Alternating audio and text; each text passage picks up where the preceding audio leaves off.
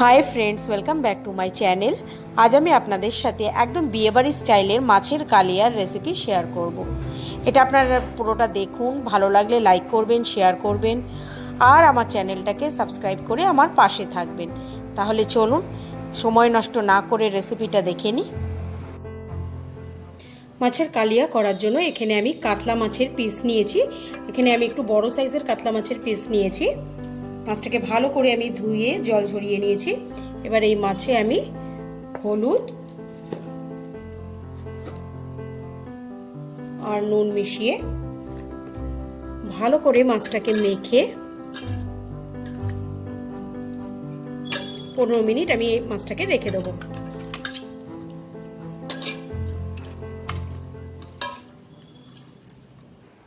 যতক্ষণ মাছটা ম্যারিনেট হবে আমি কিছু মশলা তৈরি করে নেব।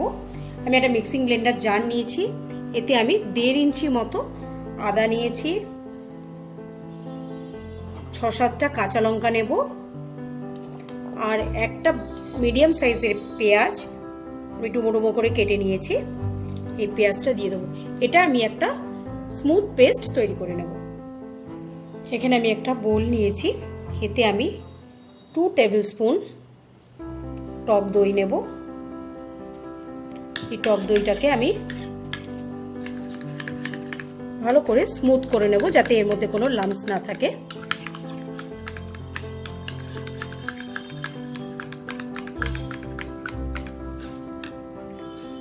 এতে আমি হলুদ নেব, 1/2 টিস্পুন হলুদ নিয়েছি, 1/2 teaspoon Kashmiri red chilli powder নেব, 1/4 টিস্পুন জিরে গুঁড়ো, 1/4 টিস্পুন ধনে গুঁড়ো দিয়ে এগুলোকে সবগুলোকে ভালো করে একসাথে মিশিয়ে নেব।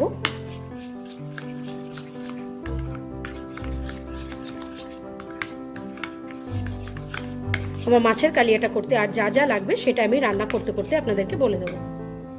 15 মিনিট পর আমি ফিরে এসেছি। আমি গ্যাসে একটা কড়াই বসিয়ে নিয়েছি, এতে আমি সর্ষের তেল দেব মাছটা ভাজার জন্য। তেলটা খুব ভালো করে আমার গরম হয়ে গেছে। আমি এখানে 2টো মিডিয়াম সাইজের পেঁয়াজ খুব ফাইনলি চপ করে রেখেছি। এই পেঁয়াজটাকে প্রথমে ভেজে নেব।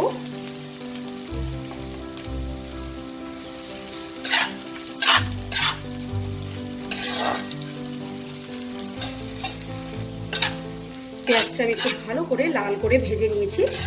এবার এটাকে আমি তুলে নেব।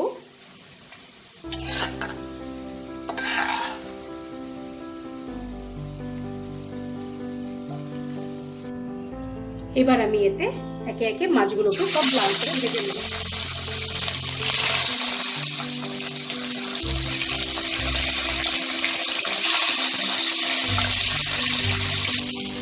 মাছটা দুপাশ থেকে আমার এরকম লাল করে ভেজে নেওয়া হয়ে গেছে। এবার আমি এটাকে তুলে নেব।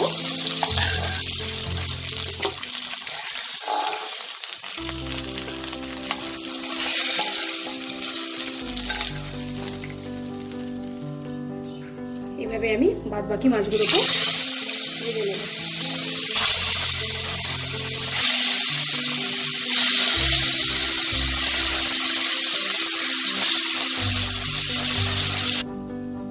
সবগুলো মাছের পিসকে আমি ভেজে নিয়েছি।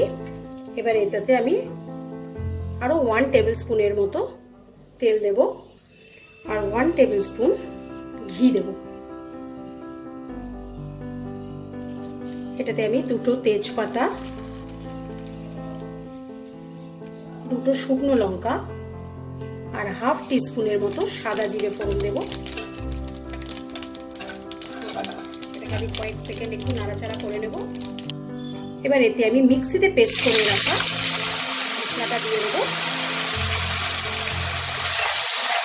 এটাতে আছে আদা, তারপরে কাঁচা লঙ্কা আর একটা পেঁয়াজ।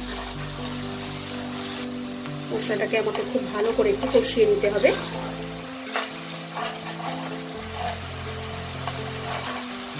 পেঁয়াজটাকে আমি খুব ভালো করে 2-3 মিনিট আমি একটু নাড়াচাড়া করে নিয়েছি। এবার এতে আমি একটা টমেটো দিয়ে দেবো। টমেটোটাকেও আমি 1-2 মিনিটের মতো নাড়াচাড়া করবো যতক্ষণ না টমেটোটা আমার নরম হচ্ছে। টমেটোটা তাড়াতাড়ি নরম হওয়ার জন্য আমি এতে নুন দেব পরিমাণ মতো। টমেটোটা দেখুন নরম হয়ে গেছে, এটাকে খুন্তি দিয়ে দিয়ে এরকম আরেকটু ম্যাশ করে দিতে হবে।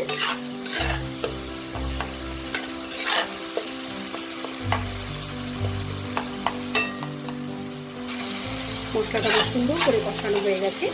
এবার আমি এই দইয়ের মিশ্রণটাকে এটা দিয়ে দেবো।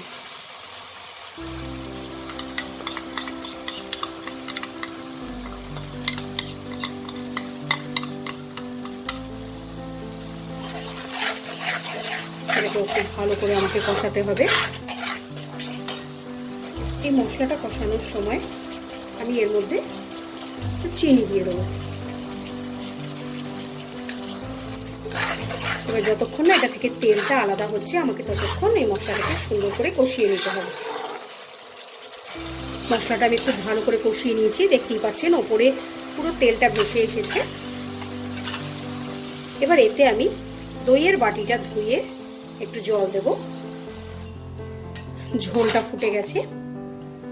এবার এতে আমি ভেজে রাখা মাছগুলোকে দিয়ে দেবো।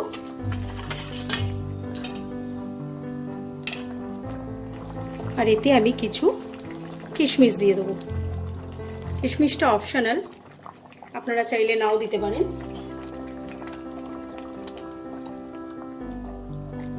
আর ওপর থেকে বেরেস্তাটা দিয়ে দেবো।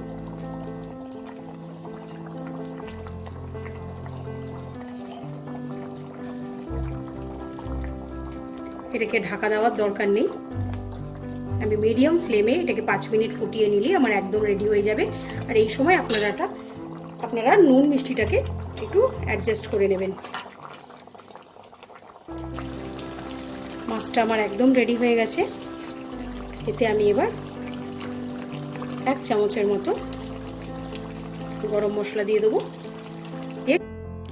মাছের কালিয়াটা আমার সার্ভিংয়ের জন্য একদম রেডি। এটা যে কোনো ধরনের রাইস আইটেমের সাথে খেতে অসাধারণ লাগে। আজকের ভিডিওটা কেমন লাগলো আমাকে কমেন্ট সেকশনে লিখে জানাতে ভুলবেন না। আজকের মতো বিদায় জানিয়ে শেষ করছি। বাই।